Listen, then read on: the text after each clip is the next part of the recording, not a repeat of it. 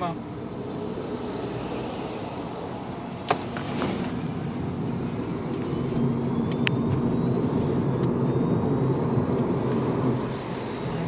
Že bila takoj. Uspeški so zelo veliki, presenetljivo pravzaprav, ne?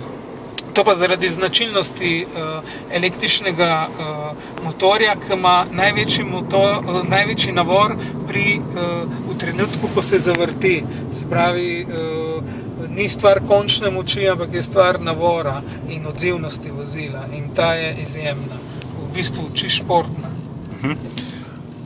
Zdaj sva počakala.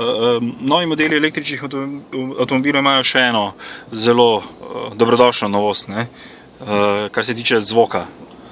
Ja, to naj bi v bodoče se poenotili in vsa vozila imela tovrstno zvočno opozorilo. Zoe ima poseben zvok, tašen, ne vem, jaz mu pravim znanstveno-fantastičen zvok kot vozila v filmih znanstvene fantastike, ki opozarja okolico, se pravi pešce, do hitrosti vožnje 25 km/h. Se pravi, v